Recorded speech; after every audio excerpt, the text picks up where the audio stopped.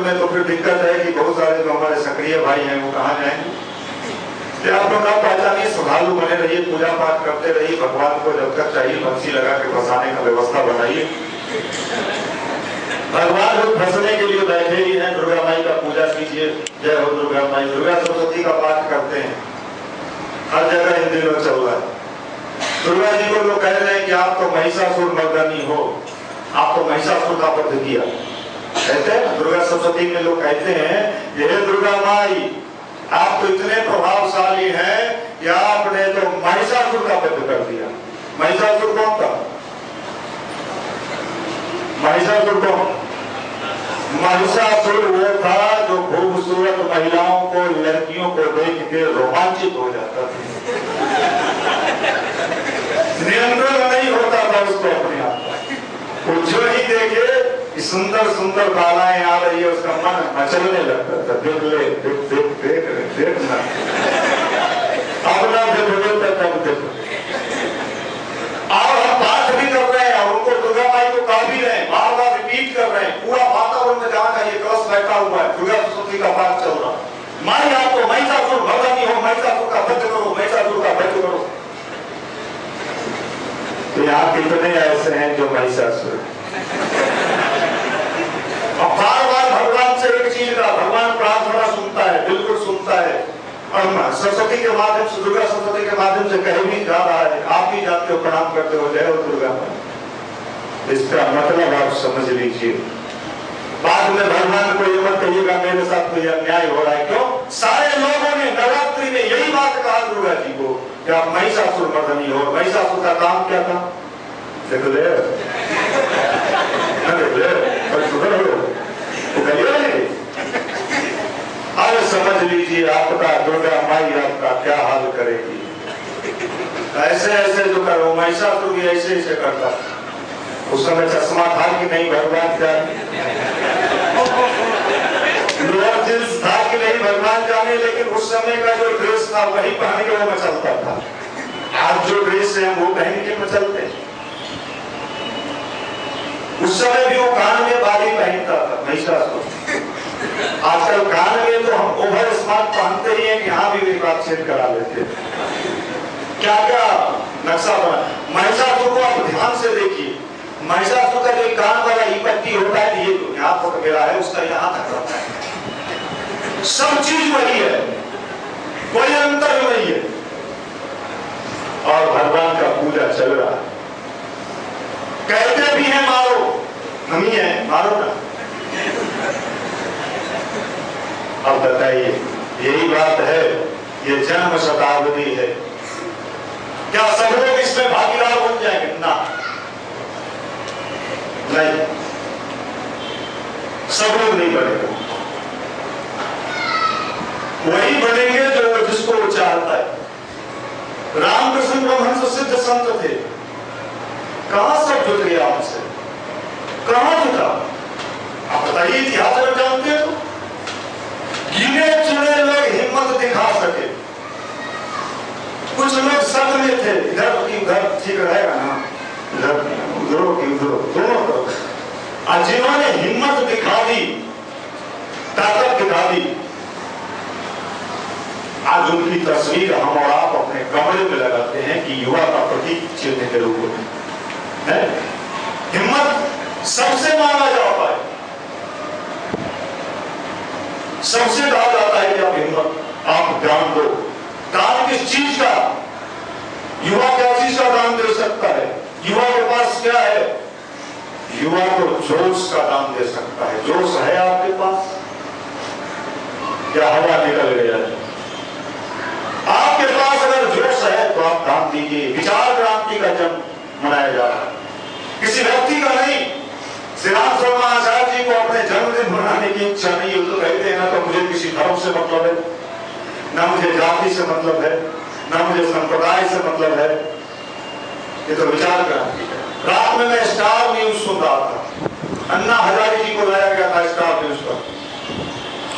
Star news वालों ने अन्ना हजारे से पूछा था कि आपके आंदोलन का क्या हुआ, क्या लगता है आपको? अन्ना हजारे ने बिल्कुल वही बात कही जो गुरुदेव ने कहा है। वो कह रहे हैं उस स्टार न्यूज वालों को, भाई जब तक हमारा विचार नहीं बदलेगा, मुझे हंसी छूट गया, जब तक हमारा सोच नहीं बदलेगा तब तक कुछ नहीं होने को। चेतना जगाने का प्रयास किया जा रहा है। ये बात गुरुदेव बहुत पहले कहते थे कि बेटा लोगों के विचार को बदलना होगा, सोच को बदलना होगा। इसीलिए तो कहा विचार क्रांति अभियान। इस विचार क्रांति का जन्म शताब्दी मनाया जा रहा है। ये सौभाग्यशाली है हम लोग, इस महान पुण्य में हम लोग भागीदार बनने वाले। बहुत कम लोग इसमें भाग लेंगे। कल एक लड़का कोटा से फोन किया, परसों, कोटा राजस्थान, नाम सुना? नहीं सुना। राजस्थान में है, कोचिंग इंस्टीट्यूट के मामले में सुनते हैं लोग, लड़का वहां भगाइत होता है एडमिशन के लिए। वो लड़का वहां बंसल कोचिंग है कोई, उसमें एडमिशन लिया है, मुझे फोन पर बताया। उसने कहा भैया हम तो बंसल कोचिंग में एडमिशन लिए हैं, कोटा में हैं, बड़े परेशान चल रहे हैं। मैंने पूछा क्या हुआ? यहाँ तो सब भागता है कोचिंग वाला सब। मैंने कहा क्या हुआ? अरे भैया क्या कहें, इतना है, इतना से तो अच्छा हम पटना में थे, और तो और स्थिति मेरी खराब हो गई। आप जो कहते थे ना कि बकरी चढ़ जाता है पत्ता, मेरा 4-5 पत्ता बकरी खा गया है। मैंने पूछा एक हाथ बचा हुआ है ना? फिर पनप जाएगा, सांप उड़ देगा तब तो मुश्किल है, कुछ बचे रहने दीजिए। कहने का मतलब है कि लोगों के अंदर जो गिरावट पैदा हो रहा है। कल वैशाली का डॉक्टर का एक लड़का गांधी सेतु से छलांग लगा दिया, पेपर में निकला है। फ्रेजर रोड में IIT का कोचिंग करता था, वो तैयारी कर रहा हूं। कभी तो शुरुआत है, कभी कोई फंका में जुड़ रहा है, कभी कोई कुछ में जुड़ रहा है। इसलिए ये विचार क्रांति अभियान जो परमात्मा हमको आपको सीधे रास्ते पे लाने के लिए प्रेरित कर रहा है कि बेटा अच्छे मन से सही रास्ते पे आ जा, सही रास्ते पे आ जा। ये बिहार है। बहुत लोगों को हम लोग 96 स्टेशन पर हल्ला करते थे माइक लगा के, सावधान युग बदल रहा है। उस समय जानते हैं युग बदल नहीं रहा था। जिस दिन हम लोग हल्ला मचा रहे थे स्टेशन पर माइक से, लोग हंसता था। प्रचंड सरकार रहती थी, यहाँ की सरकार प्रचंड रूप में कार्य कर रही थी उस समय, और बड़े बड़े भूपति लोग थे जिनके नाम से लोग कांपते थे। अरे वाह, एक से एक महिषासुर लोग थे, और हम लोग उसमें भी नारा देते थे सावधान, सबको जाना होगा। दूर दूर तक जाने का रास्ता कहीं नहीं दिखाई पड़ता था। लोग पूछता था, आप लोग बार बार कह रहे हैं कि जाना होगा जाना होगा, ये तो और जमते जा रहा है सब। हमें कहा घबराइए मत, ये उसने कहा है, हम उसकी बात आपको सुना रहे। कब जाएगा, कैसे जाएगा, अपनी बुद्धि तो नहीं काम कर रही है, बात सही है। लेकिन आप जानते हैं आज के डेट में कहां गए वो लोग। कोई सिवान के कोठरी में बंद है, कोई बेगूर के कोठरी में बंद है, कोई सहरसा के कोठरी में बंद है, कोई भागलपुर में बंद है। क्या हाल हो गया, रहा ना कोई रोवन हारा। हम लोगों ने बोला, आज वो शरीफ हुआ। मैं फिर आपको कह रहा हूं, कल कोई मत कहिएगा कि हमें तो क्या कहें पता नहीं था। मैं कह रहा हूं आपको बदलना है, लोग बदलेंगे। परिवर्तन की लहर चल रही है, और इस परिवर्तन की लहर में ही गुरुदेव का जन्म शताब्दी आया है।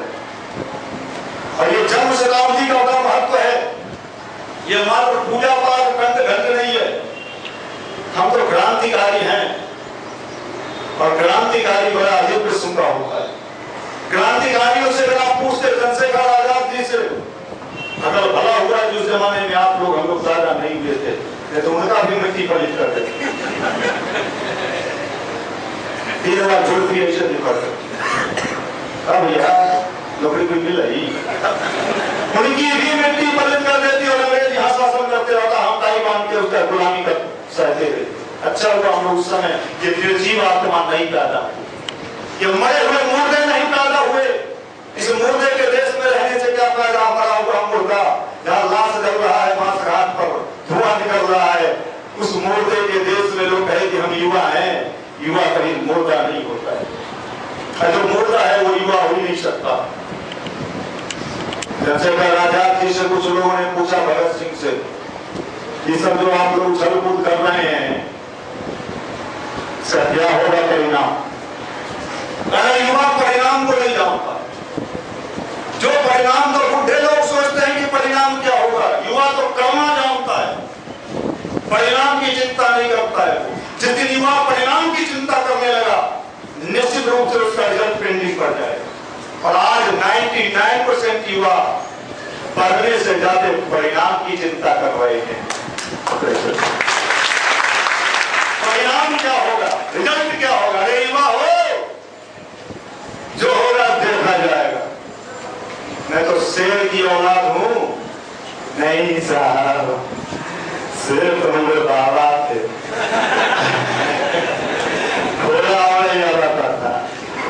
घी पिलाते थे हमें बाबा, चलते थे हमें बाबा, लोग बताता है, हम लोग नहीं जानते। हाथियों का हमें बाबा की करे। अल्लाह बुराई पढ़ाता था। अब हम तो अपने बाबू जी के मियाँ ही है बकरी। तो बकरी का हक क्या होता है दुर्गा पूजा में? उसका बलि दिया जाता है, माला भी लगा दो। भाई बकरी है तो बकरी का ही युवा मंडल में मत आइए, साईं बाबा के यहाँ जाइए, वो हनुमान जी के यहाँ जाइए, चालीसा विसा पढ़िए, फायदा करेंगे। हमने यहाँ मत आई। हम तो सूरवीर को कहते हैं कि भाई जो वीर है कुछ करना जानता है, अजन मैदान में माए रंग दे बसंती चोला। हम लोग किताब बेचते थे, रोड पर खड़े होके गुरुदेव का साहिब हाथ में लेके बेचते थे। लोग पूछता था इससे जीवन चलेगा आपका, आप अपने भविष्य के बारे में कुछ नहीं सोचते हैं? मैंने कहा नहीं सोचते, वर्तमान के बारे में सिर्फ सोचते हैं।